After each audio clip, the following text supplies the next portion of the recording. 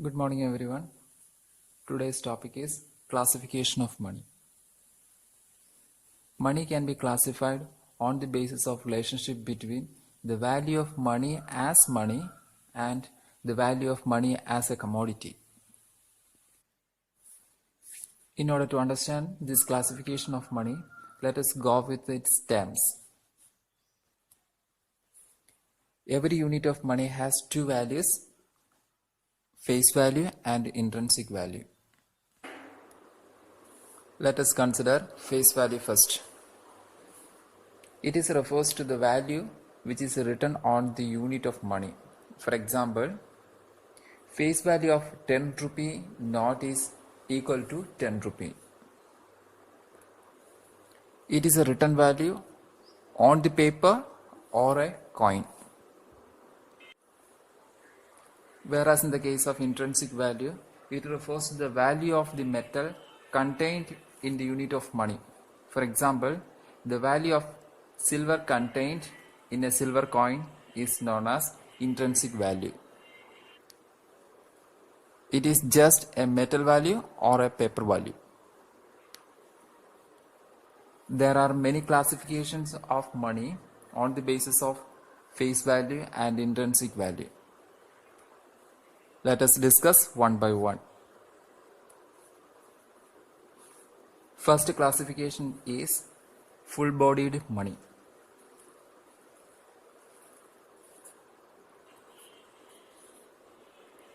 Any unit of money whose face value and intrinsic value are equal is known as full-bodied money or standard or token coins. Here, face value equal to intrinsic value, or otherwise we can say money value is equal to commodity value. Money value means the written value. Commodity value means metal or paper value.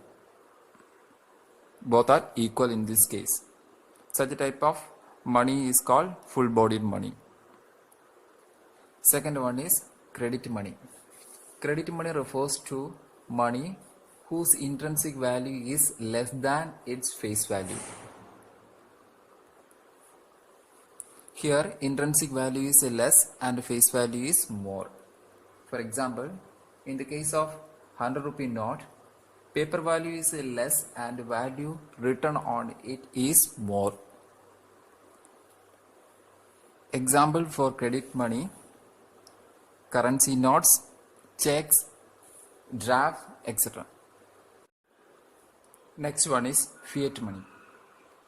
Fiat money is any money backed by the order of the government to act as money. People have to accept it in exchange of goods and services and in discharge of debt, as the government has ordered it to be a money. It is also called legal tender, as it is circulate in the economy on the command of the government. Generally, fiat money created and issued by the government at the time of crisis. During the crisis, it is difficult to print and circulate the money. That is what government taking another step to manage financial crisis. Another classification is fiduciary money. Fiduciary money is the money which is accepted as money on the basis of trust that the issuer commands. It is not a legal tender money because it is optional and voluntary to accept it. Example: checks, bills of exchange, etc. The last one is high-powered money. High-powered money or monetary base refers to the money produced by Reserve Bank of India and the Government of India. It includes currency and coins held by the public, cash reserves of commercial banks, and other deposits with RBI. Symbolically, H is equal to C plus R plus OD. C means currency and coins. R means reserves. And the last one is OD means other deposits with RBI. That's all about classification of money. Thank you.